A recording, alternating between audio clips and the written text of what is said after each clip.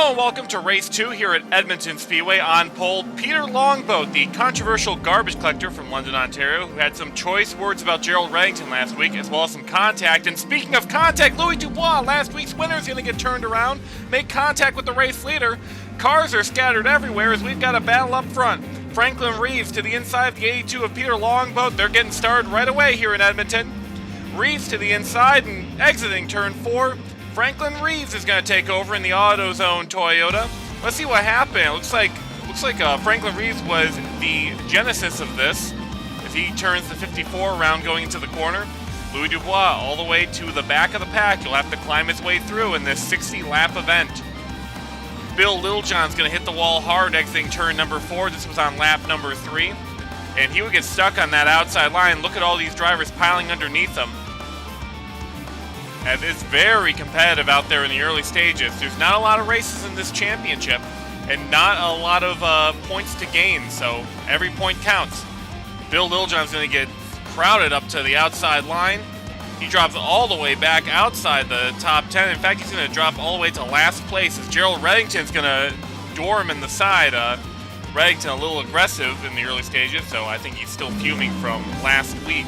Anne-Marie Dupuis, car number 09, is going to get turned by Wes Jones, and she's going to come back on track, get into Dean Reynolds. And Dean Reynolds is going to slap the outside wall with the driver's side. He's going to keep going, but that could have been pretty rough. Let's take a look at another replay of that. The 404 turns the 09 and just takes the 76 car out. Luckily, the car slowed down a little bit towards the wall, but that's still not a shot you want to get, hitting that outside wall with the driver's side. More contact up front. Louis DuBois and Kyle Schock Jr. are going to get together, sandwiching the 54 into the outside wall. These drivers are all over the place today as DuBois trying to regroup, trying to maintain that win from last week. And Schock's going to get the wall again. We got contact behind them. Looks like car number 112, Jerald Reddington's going to get the inside wall. Here's another angle. Yeah, so they just get stacked up. The 112 gets turned by the 404. One no surge takes out the other, and that 112 is up in smoke. Here's on board with him. Yep, just ran out of racetrack, and he's going to end up out of the race. Unfortunate for Jerald Reddington, a terrible start to the season. Looking at Porky Porkins, car number 01, the eccentric short tracker out of North Carolina.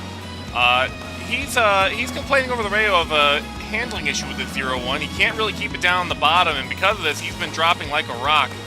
Cars have been passing him on the inside, and he was up in third place, but now is starting to drop back as car number 1, Igden Hauser, goes by.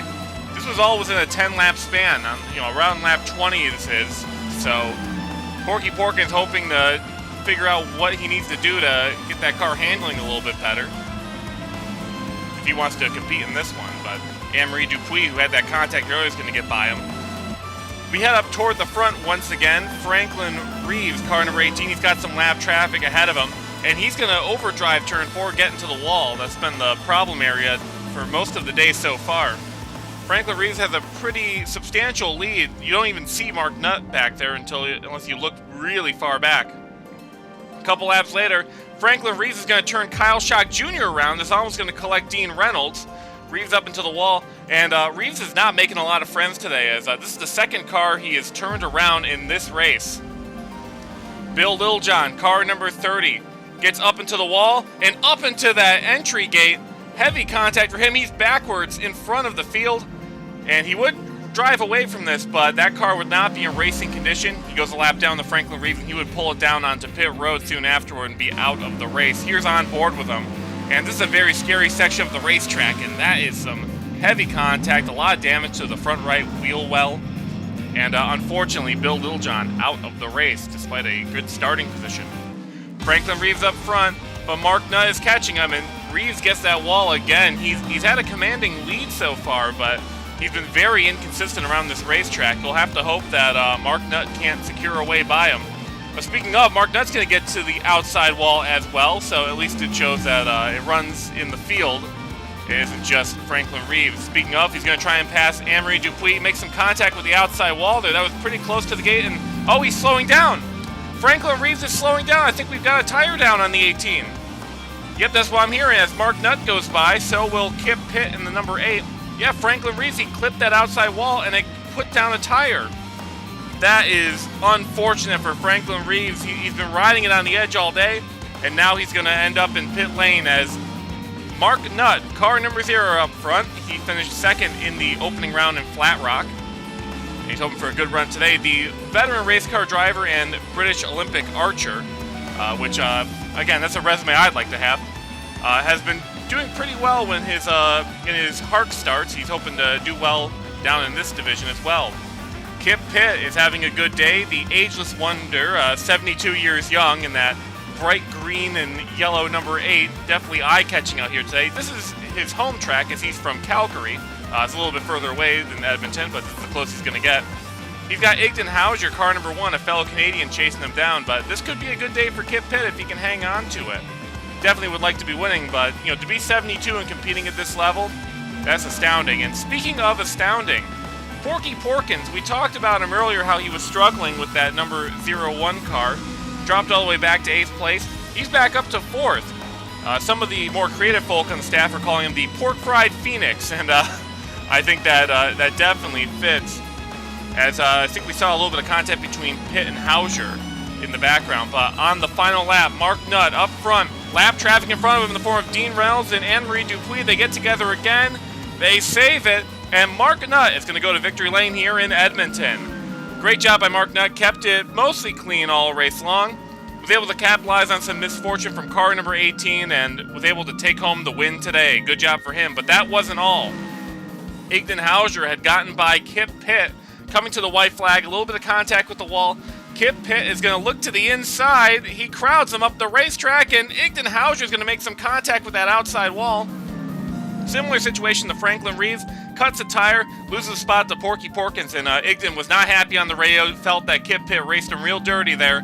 We'll have to see how that manifests throughout the season, but a 4th place finish for Igden Hauser after that. Let's take a look at our race results.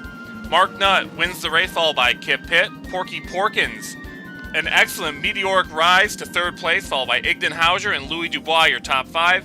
Wes Jones was the last car in the lead lap, followed by Anne-Marie Dupuis. Peter Longboat, who fell a lap down and really didn't make any waves after getting the pole today. Kyle Schock Jr. and Dean Reynolds, who ran into some trouble, were both 1 lap down. Franklin Reeves led all those laps today, 3 laps down, 11th place, no points except for the most laps led bonus and the lap leader bonus. 2 cars out, they were Bill Littlejohn and Jerald Reddington. Let's take a look at the point standings as they run. Tie at the top, Mark Nutt and Louis Dubois, both with 20 points apiece and 1 win apiece. We'll see if those 2 will be the front runners this year or if anyone can catch up. Igden Hauser in 3rd, followed by Porky Porkins. Kip Pitt rounds out that top 5. Then it's Franklin Reeves, Bill Littlejohn, Dean Reynolds, Kyle Schock Jr., and Anne-Marie Dupuis. Down near the bottom of the standings, Peter Longboat can't catch a break. And then it's the no surges at the bottom. Wes Jones with only 5 points, and Jerald Reddington, the only driver to not yet score a point this season. Well, thank you for joining us here at Edmonton. This was a lot of fun. Be sure to stick around for the HARC Can-Am Series race here. It's going to be great. Check it out on the Ottoman Empire channel. Next time, we'll be heading to Jennerstown Speedway, so stay tuned for that. Thank you for watching, and have a good day.